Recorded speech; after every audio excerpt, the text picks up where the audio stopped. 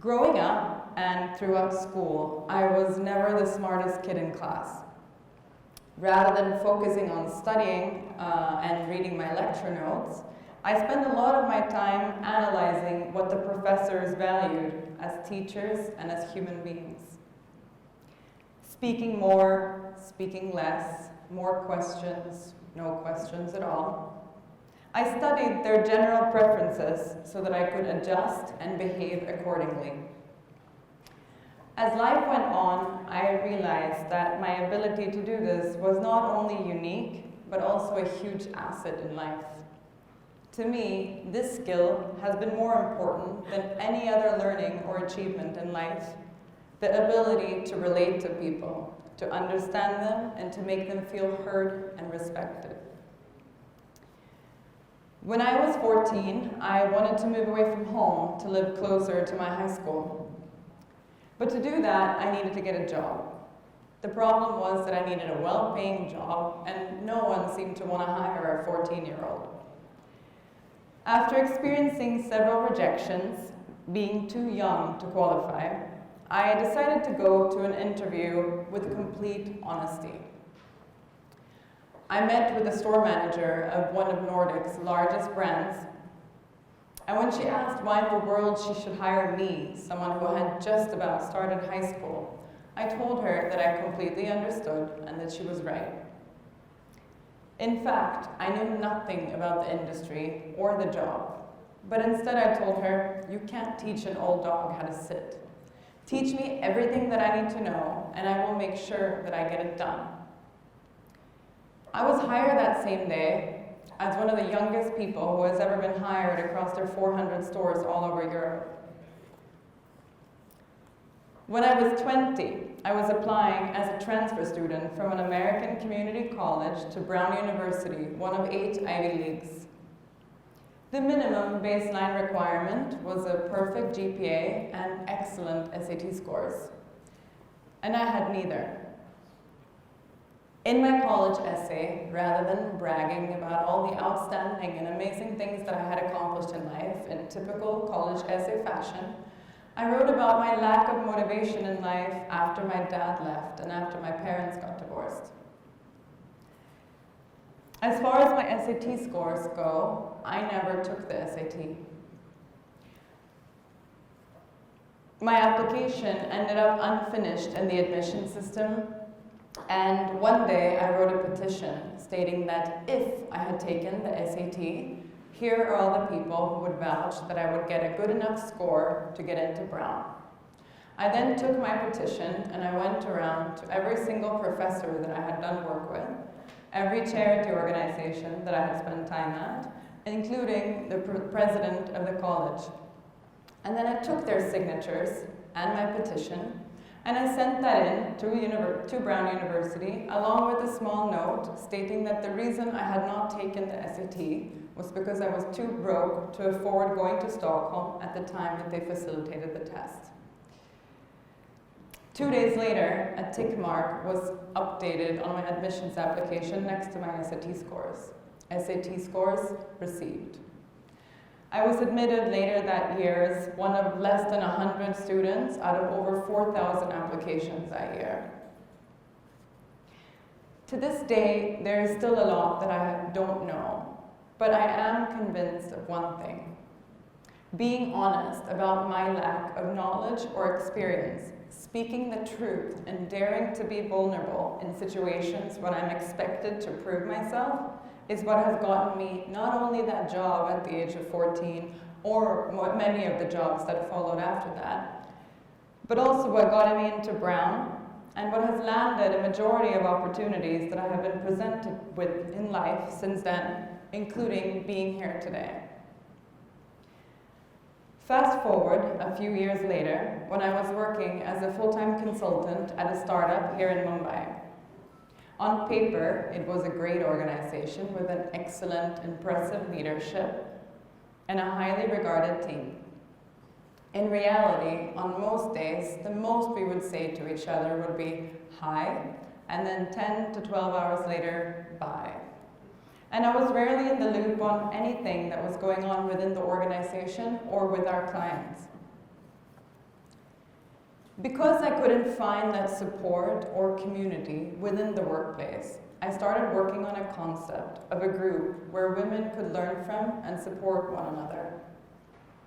WAC, or Women About Community, is a place where authenticity and vulnerability is celebrated and supported.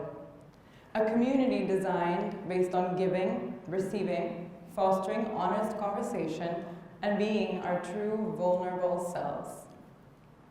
The forum today is a platform where thousands of women ask for help and advice without fear or worry, and our events are designed to encourage honest and open conversation around anything from career to relationships, love, sexual and mental health. What happens when we open up is that there is a bond that is established between two people.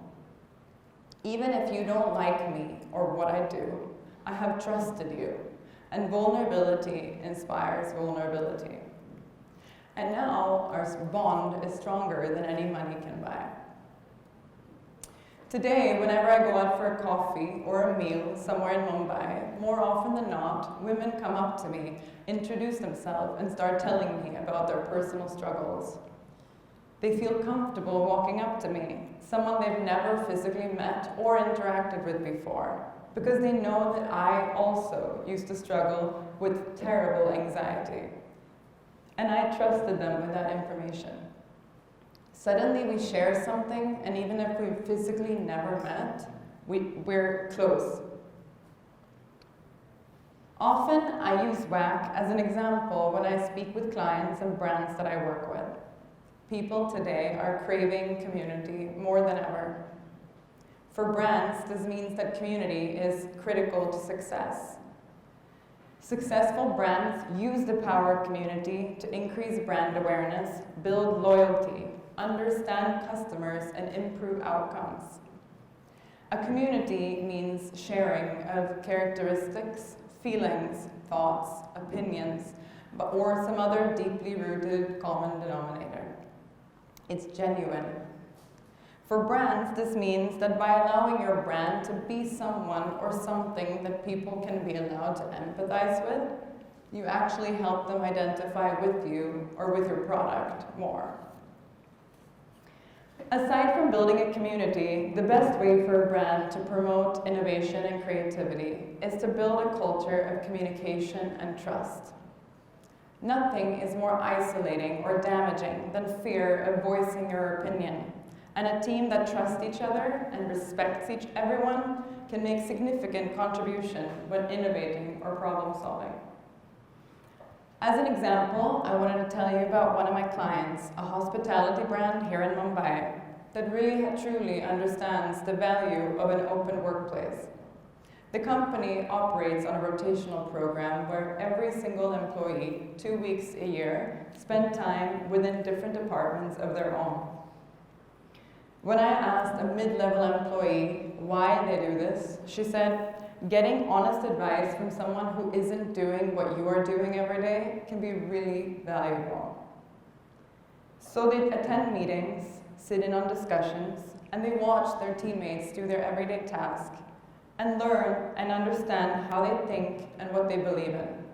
And interns' opinions and thoughts are valued as much as the ones of the CEO. And in return, they then return back to their everyday job with a newfound respect and relationship to their colleagues and a newfound appreciation for their own. Most of the time, brands create a culture of trust simply by giving employees an opportunity to strengthen their interpersonal relationships and be vulnerable in low-stake environments, both internally as well as directly with customers. Because when we feel good, we perform better.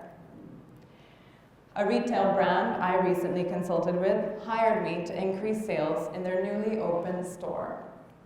They had tried bringing in customers through different type of discounts and styling workshops, but nothing seemed to be working. So instead of focusing on sales, we shifted the focus to increasing footfall at the store. Women-centric events with the purpose of asking and sharing.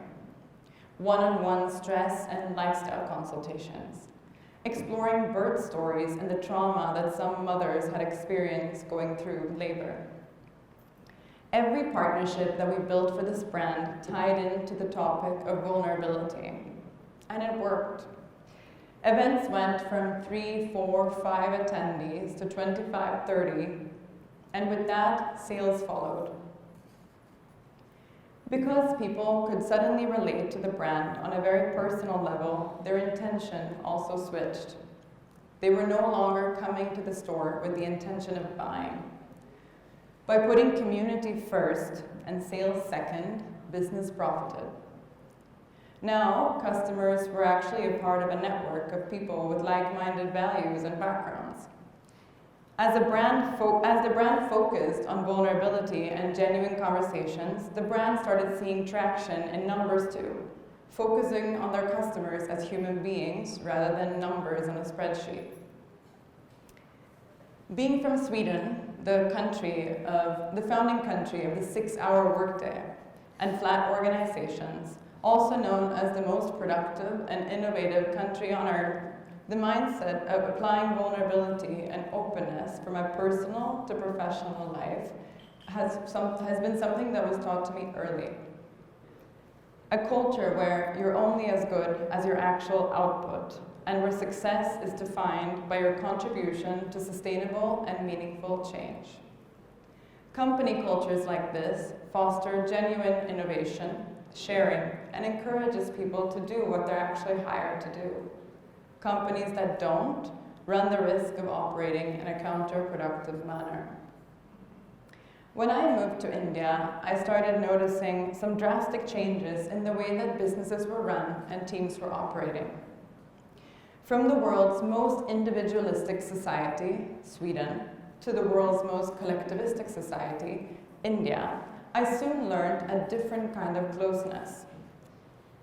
In Sweden, the most independent country in the world, people live and spend time alone more than in any other place in the world.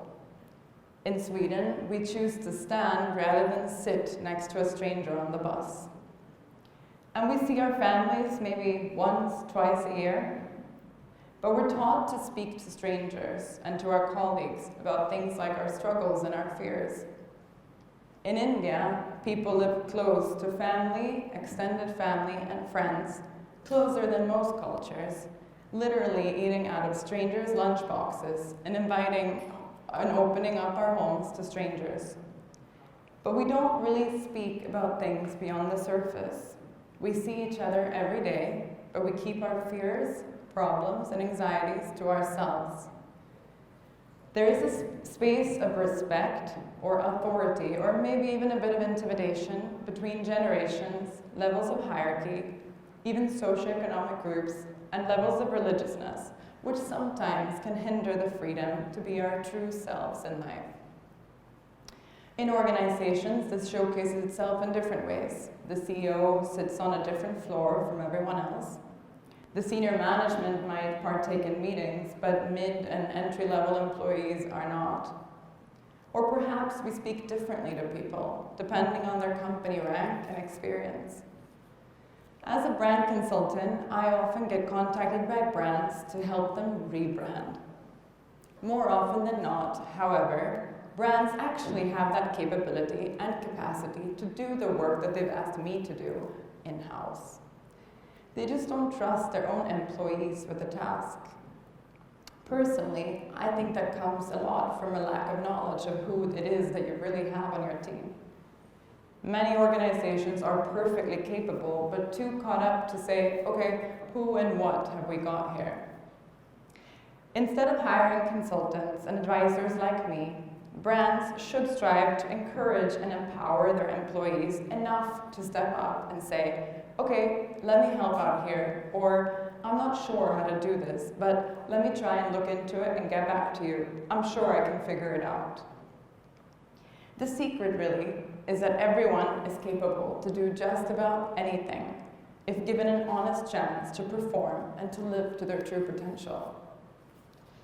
Instead of being honest about our vulnerabilities, energy, time, and effort is wasted into ways of covering up our perceived vulnerabilities. Blame, excuses, shame, etc., stops us from taking risks and kills our creativity, slows down our innovation, and the need to fit in and to say and do the right thing takes over. Let your mission be to build teams, not departments. Let your mission be to bring people together from different walks of life with different levels of experiences to learn and support one another. Have fun. Embrace and implement values of practices of human connections, emotional intelligence, and individual growth. In a world where the curated version of ourselves has become such a central point, strive to create an environment where the authentic self is celebrated. When employees are inspired and free, they create without restriction. And as customers, we are more willing to be associated with brands that make us feel something, that resonate with our personal values. So empower more, speak the truth, celebrate often, remove managers, create teams.